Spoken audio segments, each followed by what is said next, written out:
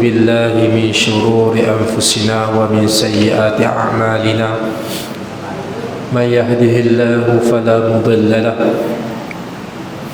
ومن يضلل فلن هادي له أشهد أن لا إله إلا الله وأشهد أن محمدا عبده ورسوله اللهم صل على سيدنا محمد الفاتح لما أغلق والخاتم لما سبق ناصر الحق بالحق والهادي إلى صراطك المستقيم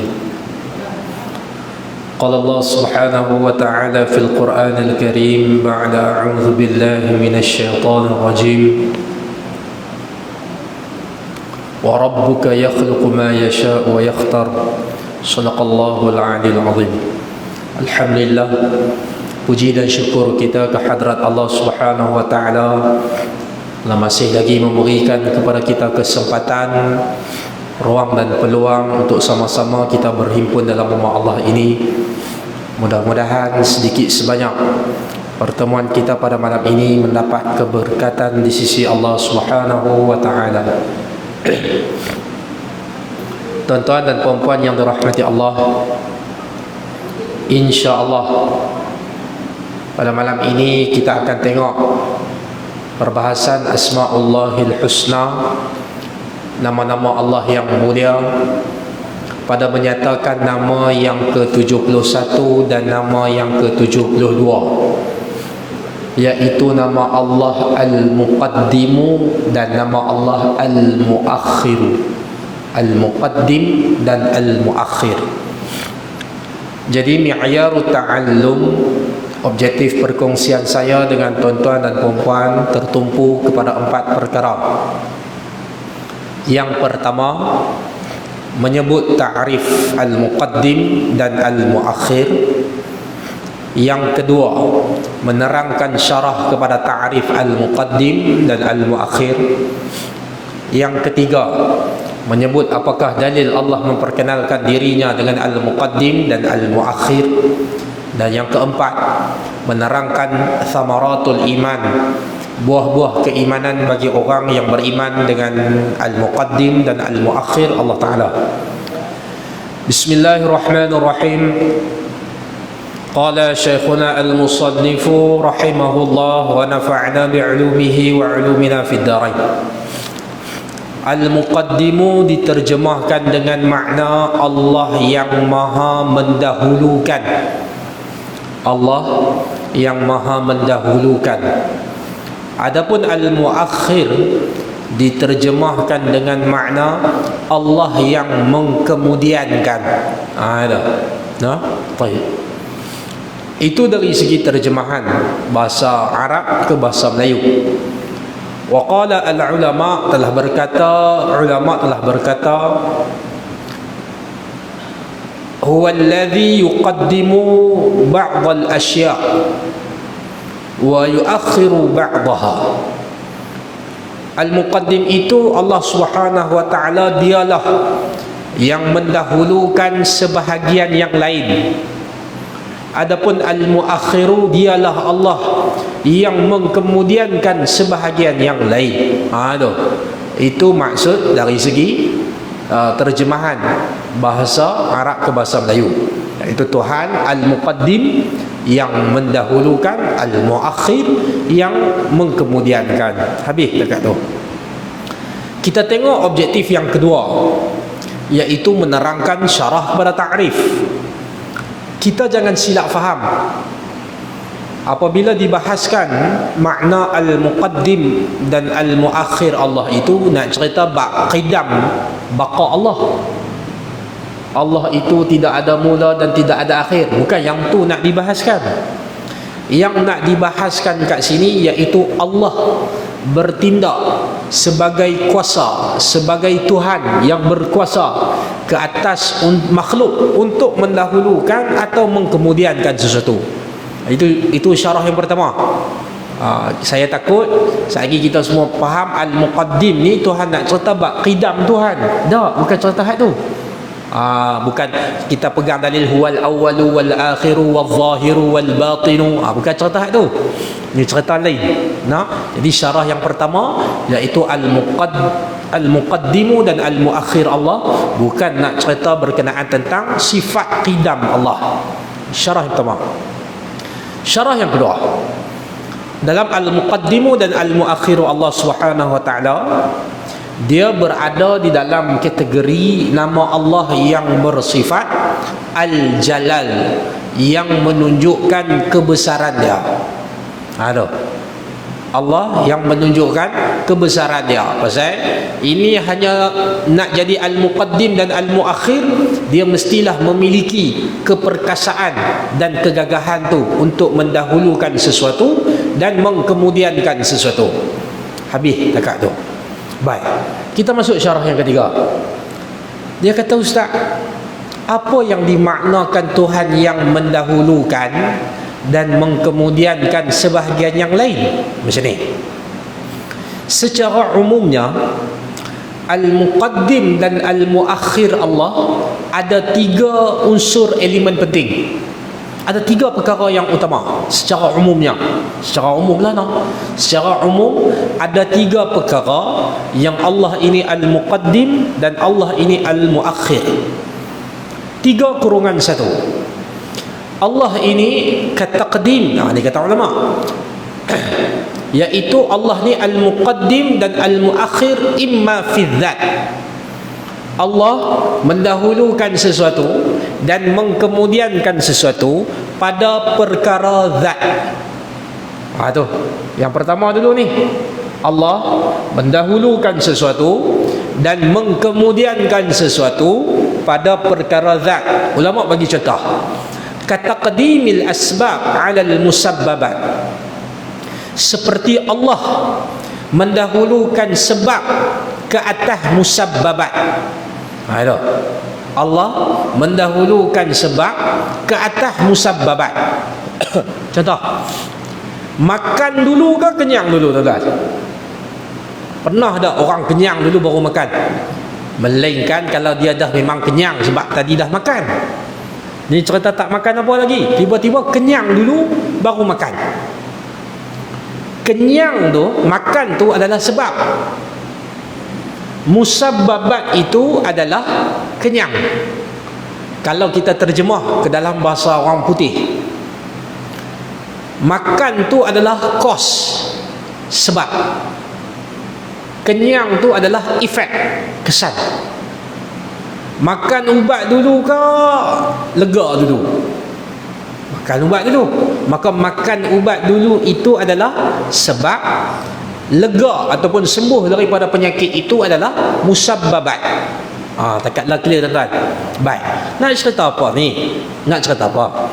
Sunnatullah, aturan Allah Subhanahu wa taala, dialah kerana Al-Muqaddim dia, kerana dia mendahulukan nak kenyang kena makan dulu. Itu kerana aturan Allah yang bersifat Al-Muqaddim. Dia yang letak susunan dia lagu tu. Kena dahulukan makan dulu. Sistem pencernaan ataupun sistem penghadaman perut untuk bagi kenyang, untuk perut nak proses makanan, mesti dengan makan dulu. Siapa yang atok kena makan dulu ni baru kenyang? Al-Muqaddim Allah. Macam tu. Siapa yang susun lepas makan baru kenyang, kenyang mai kemudian, itu kerana Al-Muakhir Allah. Clear, tuan-tuan?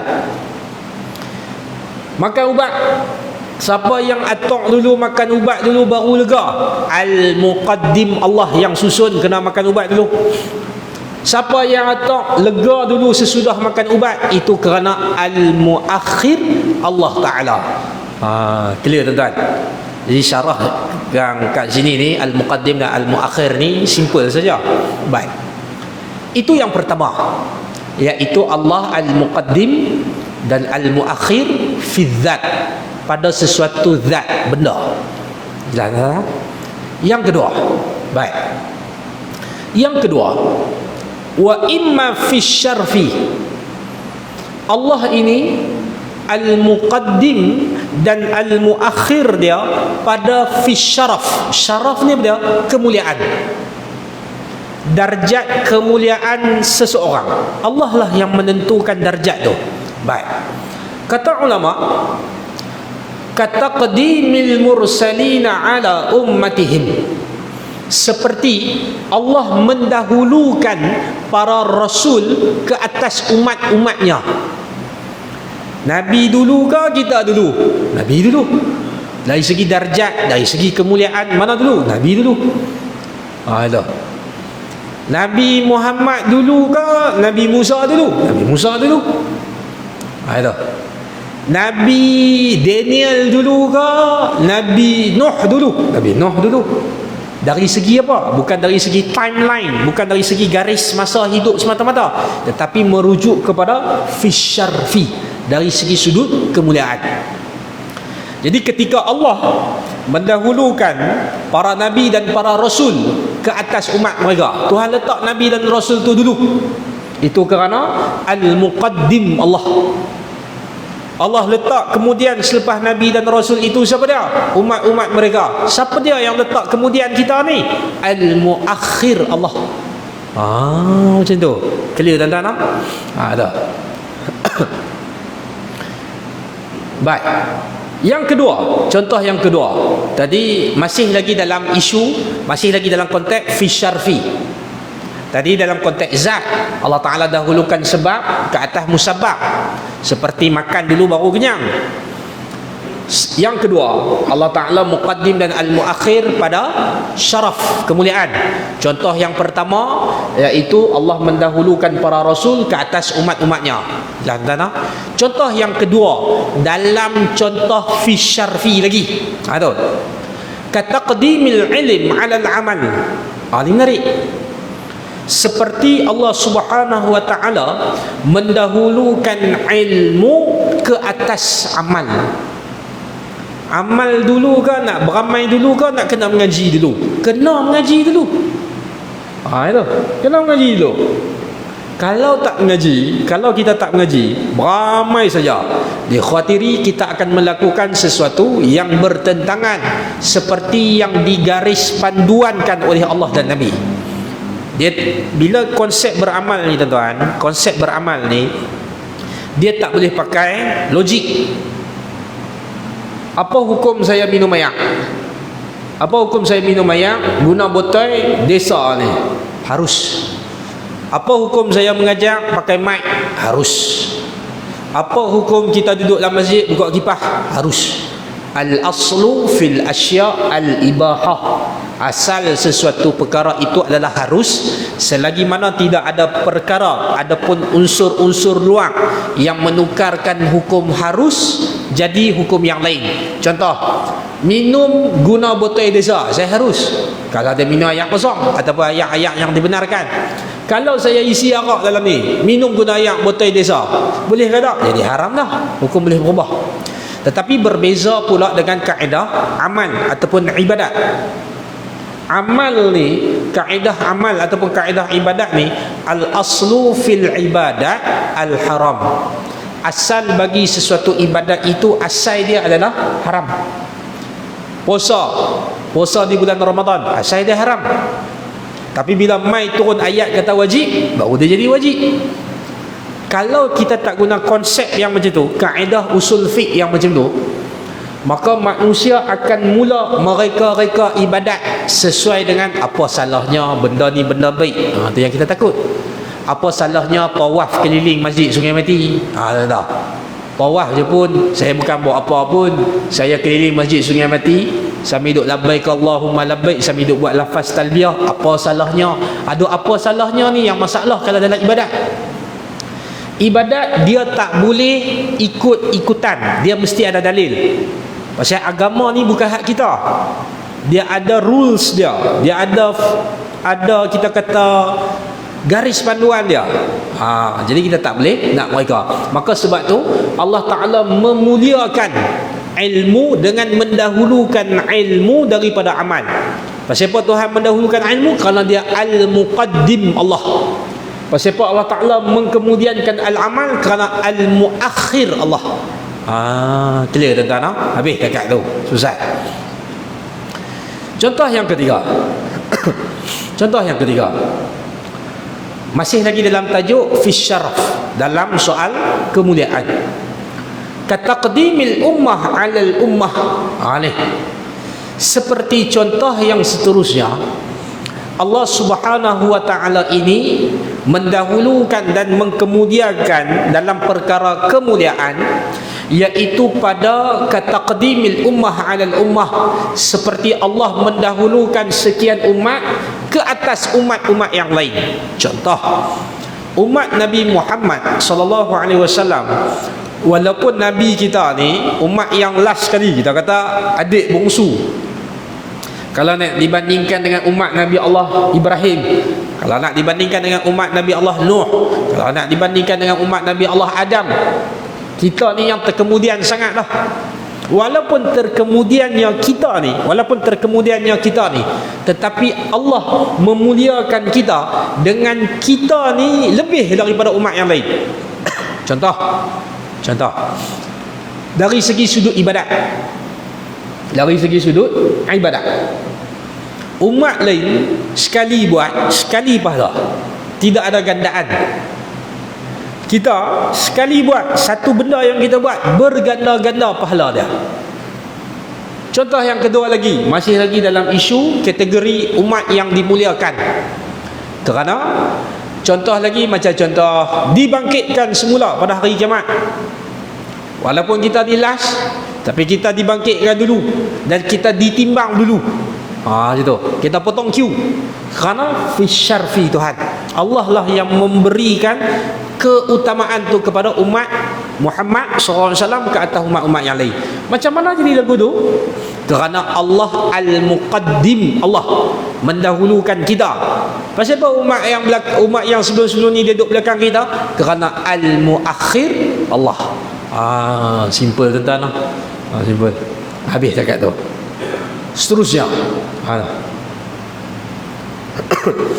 Baik. Contoh lagi, perkara yang ketiga.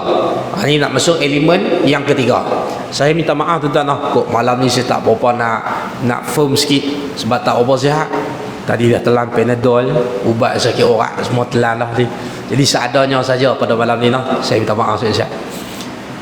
Tadi saya dah sebut fizat, yang kedua fi syaraf, kemuliaan, yang ketiga wa imma fihima. Ini menarik. Wa imma fihima, ataupun kedua-duanya. Allah muqaddim Allah, Allah al-muakhir Allah, pada perkara yang bersangkutan antara zat dan kemuliaan. Dua-dua tu ada. Tadi zat, contoh sebab ke atas musabab. Yang kedua dari segi kemuliaan. Kemuliaan sama ada contoh Allah SWT, nabi-nabi ke atas nabi lebih mulia daripada umat. Ataupun yang kedua, contoh yang kedua, umat tu sendiri dia lebih mulia pada umat-umat sebelum ni. Yang ketiga, contohnya dimuliakan ilmu ke atas amal, didahulukan ilmu ke atas amal. Baik. Yang ketiga ni, zat pun dia, kemuliaan pun ada kat situ. Contoh dia macam mana? Baik. Contoh dia kataqdimil ab 'ala al-walad.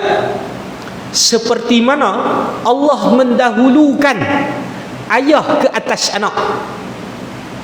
Allah mendahulukan ayah ke atas anak. Pertama kita tengok dari segi sudut zat, ayah, anak. Ni ayah, ni anak, ni zat ni. Didahulukan dari segi siapa mai dulu? Siapa yang lebih berpengalaman lagi? Baik. Dari segi syaraf, kemuliaan, antara ayah dengan anak, siapa yang lagi mulia? Ayah lagi mulia daripada anak. Maka sebab tu bukti dia apa? Bukti dia ialah kalau seorang ayah ni dia bukanlah seorang ayah yang taat kepada Allah, seorang ayah yang bukanlah ayah yang baik dalam keluarga dia, namun menjadi kewajipan ke atas anak, tetap wajib untuk hormat ayah dia, kerana ada kemuliaan bagi sang ayah tu sendiri. Gitu. Itu contoh dia. Contoh yang kedua, dia kata wa taqdimir rijal 'ala nisa. Seperti mana Allah Subhanahu wa taala mendahulukan lelaki ke atas wanita. Ada Allah Tuhan sebut ar-rijalu qawwamuna 'ala an-nisa. Lelaki itu adalah pemimpin bagi orang perempuan. Lelaki ni mesti ke depan. Allah Taala letak lelaki ni lebih pada orang perempuan. Pasal apa? Kerana al-muqaddim Allah. Pasal apa orang perempuan duduk belakang selepas orang lelaki? Kerana al-muakhir Allah. Wallahu a'lam. Itu tiga unsur penting dalam kita membahaskan al-muqaddim dan al-muakhir Allah Subhanahu wa taala. Settle takat tu. Habis. Dan perkara-perkara yang lain, benda-benda yang lain. Baik, saya bawa benda-benda yang lain. Contoh tuan-tuan, sekarang ni tuan-tuan tengok saya duduk depan tuan-tuan kan, saya didahulukan duduk depan tuan-tuan. Jadi pasal apa? Kerana al-muqaddim Allah. Saya nak tanya tuan-tuan, daripada sini kita nak pergi jumpa lepai. Jumpa mana dulu? Jumpa Pondok Darul Hidayah dulu ke jumpa lepai dulu? Jumpa Pondok Darul Hidayah dulu. Pasal apa? Pasal muqaddim Allah. Allah lah yang mendahulukan jumpa Pondok Darul Hidayah dulu, lepai mai kemudian. Saya cuba nak buka perspektif malam ni, bahawasanya setiap segala sesuatu yang ada mula, yang mai dulu, yang mai kemudian, itu ada kena-mengena dengan al-muqaddim Allah. Baik, saya bagi contoh yang lain. Ni dalam contoh-contoh yang lain, keluarlah daripada tiga unsur tadi tu. Contoh yang lain. Nak buat masjid ataupun kita nak buat rumah, pasang bumbung dulu ke pacak tiang dulu? Pacak tiang dulu. Kita duk fikir pacak tiang dulu ni pasal kita duk kata ni pasal kalau tak pacak tiang dulu ni macam mana nak pasang bumbung, macam mana aturan ni boleh jadi? Kerana al-muqaddim Allah yang letak, kena pacak tiang dulu. Tu unik tu tuan-tuan, unik tu. Saya 5 beradik. Saya anak sulung. Pasal apa saya tak ingin anak nombor 2? Kerana al-muqaddim Allah lah yang takdirkan saya mai dulu, yang lain mai kemudian. Baik, ni menarik. Saya cuba nak buka lagi perspektif ni supaya kita sangkutkan semua benda ni kaitan dengan al-muqaddim dan al-muakhir Allah. Contoh, tuan-tuan pakai baju. Ada orang dia pakai baju dulu baru dia pakai seluar. Ada orang pakai sepeda dulu baru dia pakai seluar. Ada orang pakai kopiah dulu baru dia pakai baju. Setiap aturan yang kita dahulu dan kemudian kan, itu kerana apa? Al-muqaddim dan al-muakhir Allah. Itu dia. Satu dulu kan, nombor 2 dulu. Satu dulu. Siapa yang atok 1, 2, 3 dulu? Al-muqaddim dan al-muakhir Allah. Mati dulu ke hidup dulu? Hidup dulu, baru Tuhan bagi mati. Itu kerana al-muqaddim dan al-muakhir Allah. Jadi pokoknya segala sesuatu yang ada mula dan yang ada akhir, itu semua kerana al-muqaddim dan al-muakhir Allah.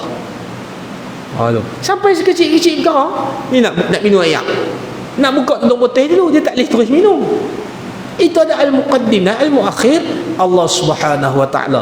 Pendek kata, setiap segala sesuatu yang ada mula dan ada akhir, itu semua disusun oleh al-muqaddim dan al-muakhir Allah Subhanahu wa taala. Selesai. Habis dekat tu. Kita masuk objektif yang ketiga. Iaitu apakah dalil Allah memperkenalkan dirinya dengan al-muqaddim dan al-muakhir Allah Subhanahu wa taala. Baik. Dalam Al-Quran, nama al-muqaddim dan al-muakhir Allah ni, dia tidak disebut dengan, kita kata dengan secara direct. Kebanyakan ayat yang menceritakan al-muqaddim dan al-muakhir Allah, banyaknya disebut dalam kata kerja. Maksudnya dari segi perbuatan. Contoh, dalam surah Al-Fath ayat yang kedua, Allah Subhanahu wa taala berfirman, A'udzu billahi minasyaitonir rajim, liyaghfira lakallahu ma taqaddama. Nampak? Tuhan tak sebut al-muqaddim, Tuhan sebut taqaddama. Diceritakan sifat dia, min dzambika wa ma ta'akhkhara. Tuhan tak sebut al-muakhir, Tuhan sebut ta'akhkhara. wa yutimma ni'matahu 'alaika wa yahdiyaka siratan mustaqima, yang bermaksud kemenangan yang dengan sebabnya Allah mengampunkan salah silap kamu yang telah lalu, taqaddam, dan yang terkemudian, ta'akhir. Maksudnya dosa kita yang dulu, yang kemudian, itu kerana al-muqaddim dan al-muakhir Allah lah yang ampunkan. Macam tu. Jelas tuan-tuan? Jadi maksudnya kalau tuan-tuan buka, Ustaz, dia kata, Ustaz, dalam surah Al-Fath ayat yang kedua ni tak sebut pun perkataan al-muqaddim dan al-muakhir. Ya, betul. Tetapi diceritakan sifat al-muqaddim dan al-muakhir Allah itu. Wa yutimma ni'matahu 'alaika wa yahdiyaka siratan mustaqima, dan dia menyempurnakan nikmatnya kepadamu serta menambahkanmu hidayah ke jalan yang lurus dalam mengembangkan Islam dan melaksanakan hukum hakamnya. Itu satu nah. Baik. Dia kata, Ustaz, ada tak dalil? Dia kata, saya tak puas lah. Contoh dia kata, saya tak puas. Saya nak juga dalil yang sebut al-muqaddim, al-muakhir secara perkataan tu. Baik. Sejujurnya ataupun kita kata dalam Quran ni kita tak jumpa lah. Kita akan jumpa dalam hadis. Dalam hadis Nabi cerita. Dalam al-azkar sebenarnya ada tuan-tuan. Dalam doa keutamaan berzikir. Ada. An Ali radhiyallahu anhu qala kana Rasulullah sallallahu alaihi wasallam idza qama ila as-salah yakunu min akhirin ma yaqulu baina at-tashahhud wat-taslim. Ini daripada Ali radhiyallahu anhu. Katanya Nabi sallallahu alaihi wasallam apabila Nabi semayang, antara tasyahud tahiyat akhir dengan nak bagi salam, antara tahiyat akhir dengan nak bagi salam, Nabi baca doa, Allahumma ghfirli ma qaddamtu wa ma akhartu. Ya Allah, Engkau ampunilah, Engkau ampunilah dosa-dosa yang telah aku lakukan, yang belum aku lakukan, yang kita buat ataupun yang kita tak buat lagi. Wa ma asrartu wa ma a'lantu, dosa-dosa yang aku lakukan secara rahsia ataupun dosa-dosa yang orang nampak. Baik, minta ampun kat Tuhan. Wa ma anta a'lamu bihi minni, Engkau lebih mengetahui tentang diriku lebih daripada aku. Kadang kita rasa kita lagi kenal diri kita, rupanya Tuhan lagi kenal diri kita. Antal muqaddimu wa antal muakhiru, engkaulah yang mendahulukan sesuatu dan engkaulah yang mengkemudiankan sesuatu. La ilaha illa anta, tidak ada Tuhan selain pada engkau. Jadi doa ni sunat baca lepas fil alami innaka hamidum majid, baca doa ni. Sunat baca kat situ. Doa untuk minta Allah Ta'ala ampunkan dosa kita. Jadi dalam hadis ni sebutlah al-muqaddim dan al-muakhir. Wallahu a'lam. Selesai. Baik.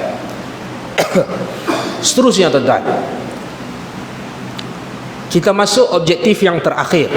Awal ni saya masuk objektif terakhir. Awal. Tak apa. Kita syarah takat hak kita boleh tuan-tuan. Pasal tajuk ni dia terlalu simple. Dia tak macam sebelum ni. Sebelum ni dia berat. Tajuk malam ni dia simple. Jadi kalau habis awal rezeki ya. Rezeki. Kalau habis awal rezeki kita. Malam ni pun dah tahlil dah Tuan Haji. Ya, tahlil. Betul dah tu. Baik. Seterusnya, kita tengok apakah kesan bagi orang yang beriman dengan al-muqaddim dan al-muakhir Allah Subhanahu wa taala. Yang pertama, orang yang beriman dengan al-muqaddim dan al-muakhir Allah Subhanahu wa taala, dia akan redha dan dia akan berlapang dada dengan setiap ketetapan dan ketentuan daripada Allah Taala.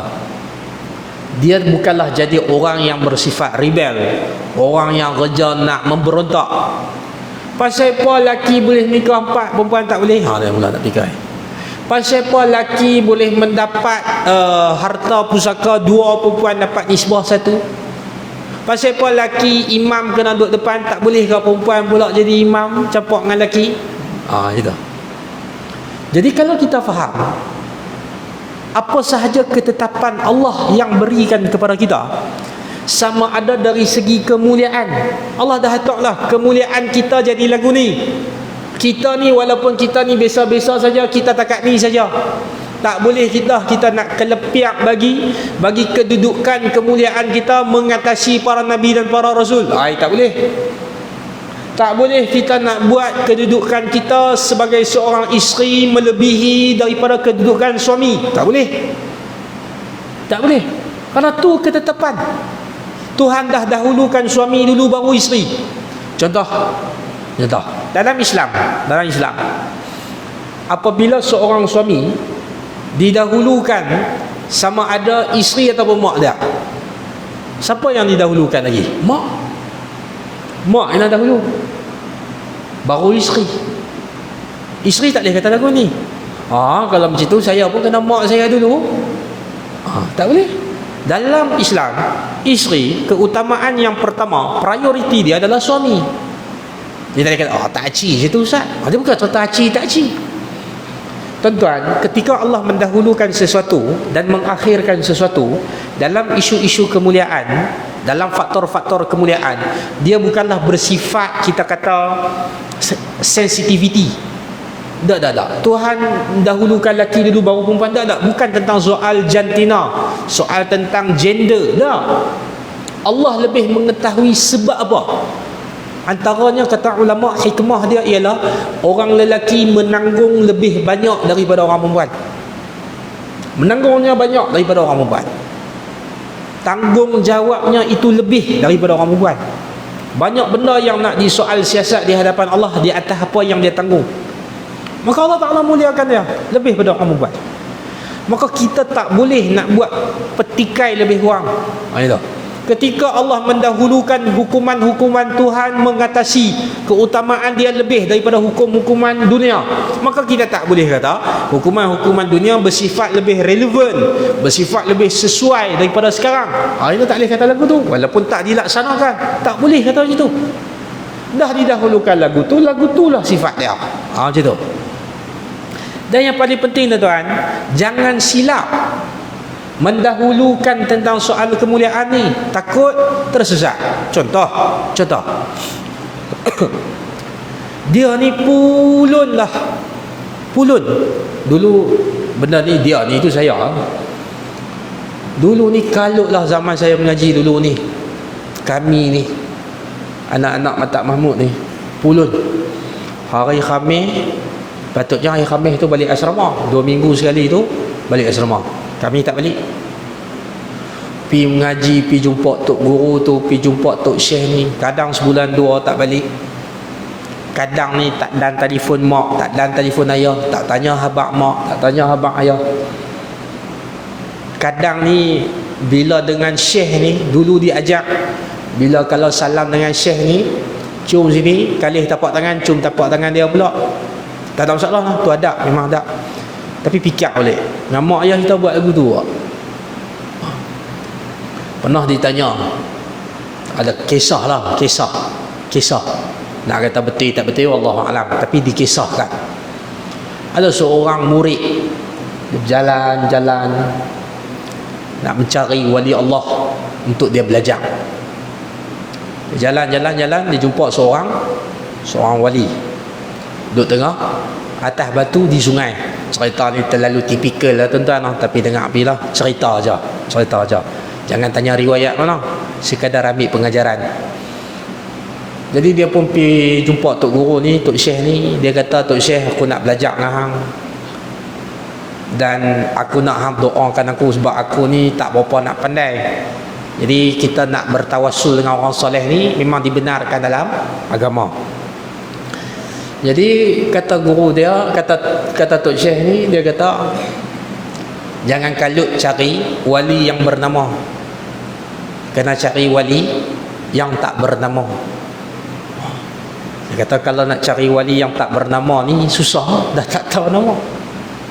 Dia kata wali yang tak bernama itu lebih mulia daripada kami yang bernama.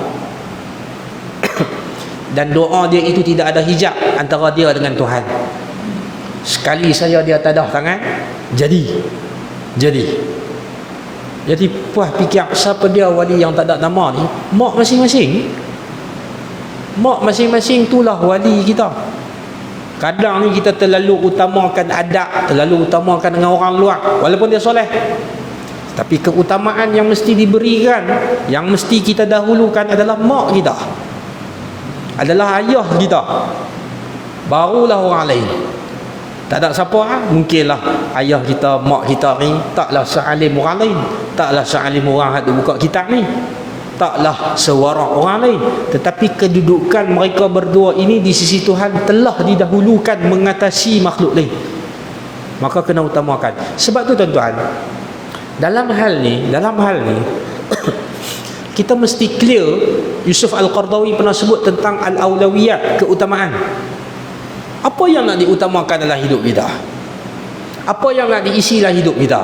Tuan-tuan, gelas ni kalau kita pergi kedai minta gelas ni isi air kosong, harga dia berapa kupang tuan? 2-3 kupang. Tapi kalau isi dengan teh tarik, dia jadi 2-3 kupang dah, dia jadi RM1.2, RM2.5. Kalau isi dengan air jus tembikai lazy, dia jadi RM15 dah. Dia isi dengan air kopi latte, dia jadi RM12 dah. Soal dia bukan diri kita, apa yang kita nak isi dalam hidup kita. Siapa yang kita nak utamakan dalam hidup kita? Lendik kita ni nak dihalalkan kepada siapa yang lebih. Bukan bermakna saya cakap ni, statement yang saya cakap ni merujuk kepada kita tak hormat tok guru kita. Tak. Saya ingat tuan-tuan, saya ingat dulu ni masa zaman saya mengaji dulu, abang-abang selalu pesan kalau makan dengan tok guru ni dia ada adab dia. Adab dia antaranya ialah bila kita makan, adab ni umum tuan-tuan. Saya duk tanya ada hadis ke tak? Tak ada lah hadis, dia bersifat umum. Selagi mana makul, boleh diterima akal dan benda tu merujuk kepada litakdi sebagai memberi penghormatan dan adab, dibenarkan oleh syarak. Contoh, tengah makan dengan tok guru, kita makan dulu, makan habis, tok guru kita makan tak habis lagi, adab tu tak kena tu. Kalau ikutlah, tapi taklah dosa. Sebab seolah-olah nampak macam tok guru kita ni makan banyak, padahal dia makan slow. Kita makan banyak tapi makan laju pula dah, nampak macam dia pula makan banyak. Jadi makan slow-slow, biar tok guru habis dulu baru kita habis, bagi nampak tak elok tentang kita lah, bahasa mudah. Tapi bila kita makan dengan mak ayah kita lagu mana? Adab kita sembang dengan cikgu dengan mak ayah sama ke tak? Itu. Jadi maka sebab tu apabila Allah mendahulukan dari segi soal kemuliaan, dahulukan seperti mana Allah Ta'ala dahulukan. Ketika Allah mengemudiankan sesuatu, kemudiankan seperti mana Allah Ta'ala kemudiankan pada sesuatu kemuliaan tu. Itu yang pertama. Yang kedua, kita juga mesti reda dan jangan cuba mencari sesuatu yang bersifat mencari adab. Allah Ta'ala dah dahulukan mai sebab dulu baru musabab. Dia nak kelepiak juga, musabab mai dulu. Dia nak juga cari amalan, hak tak payah nak kerja tapi duit turun pada langit. Dia nak juga cari benda yang luar pada adat, yang mana tak payah kerja, makanan boleh sampai kat rumah. Jangan. Nabi pun tuan-tuan nak berhijrah, puas berhijrah tuan-tuan, sampai nak kena sembunyi dekat gua tu, nak berjalan, nak menapak lagi, nak berperang lagi. Sakal tuan-tuan. Nabi kita, Nabi Muhammad kita ni, boleh je kehidupan Nabi ni, storyline Nabi ni, story life Nabi, kehidupan Nabi ni, Nabi boleh je minta seperti mana Allah kurniakan kepada Sulaiman alaihi salam, mempunyai kesaktian yang luar biasa, yang banyak. Tapi kalau Nabi minta macam tu kat Tuhan, umat-umat ni macam mana ni? Tak mau beli kereta, harap kat angin tolak pergi tepi sana, kacau. Jalan setapak 2 sampai Al-Ustaz. Saya tak nafi tuan-tuan tentang soal karamah ni. Ada karamah, ada. Ahli sunnah wal jamaah sepakat adanya karamah. Sepakat, kita beriman adanya karamah. Tetapi bukan itu yang kita ligan. Bukan itu yang kita cari. Beramai-beramai beda habuan nak terbang. Beda habuan nak boleh duduk dalam ayak lama. Sebab tu Allah ya raham, guru tua kami pernah sebut apa? Kalau sekadar nak terbang, burung ni lama dah terbang. Kalau sekadar nak duduk dalam ayak lama, ikan lama je duduk dalam ayak bagi tahu. Jadi maksud saya, elakkan diri kita daripada mendahulukan musabbabat dulu, baru sebab. Tu penting tu. Nah, dan yang ketiga, tuan-tuan dan puan-puan yang dirahmati Allah Subhanahu Wa Taala, dalam hal ni, apa yang kita boleh dapat bagi orang yang beriman dengan Al-Muqaddim dan Al-Muakhir Allah? Apa sahaja yang berlaku,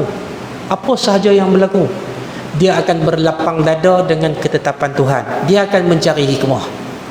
Contoh tuan-tuan ataupun siapa-siapa lah, biasa dah dengar, hak kemarin dia tak mau hujan, hak hari ni dia nak hujan. Hak kemarin dia tak mau bagi sakit, hari ni sakit juga dah. Macam contoh saya kalau ikutnya, pagi tadi tak ada apa pun, dekat nak main ni baru dia nak jadi. Belapang kata Tuhanlah yang dahulukan sakit ni nak main bila. Dia tak ada, Tuhan tak perlu ikut jadual kita. Alamak, Iqbal ada kuliah malam ni, kita tangguh sakit ni bagi kat dia. Tak boleh gitu. Siapa Tuhan, siapa hamba? Sifat kita hamba. Jadi segala sesuatu, walaupun benda tu Tuhan bagi kat kita terkemudian, lambat sikit. Orang lain dapat mana halal lah, orang ni semua dapat kerja dah, orang ni semua pakat nikah dah, orang ni semua dapat anak dah, kita tak dapat lagi. Apa saja hak orang ni dapat, kita tak dapat lagi. Itu kerana Al-Muqaddim dan Al-Muakhir Allah. Maka atas sebab apa kita nak mesti merungut kat Tuhan? Apa hak kita? Sebab itu kata ulama, Al-Muqaddimu wal-Muakhiru min haqqillahi tabaraka wa ta'ala. Al-Muqaddim Allah yang mendahulukan sesuatu, dan Allah lah yang mengkemudiankan sesuatu. Itu kerana tu hak dia. Jadi apabila membahaskan tentang hak Tuhan, apa pula hak kita nak mempertikaikan hak Tuhan dalam mendahulukan sesuatu dan mengkemudiankan sesuatu? Clear tuan-tuan?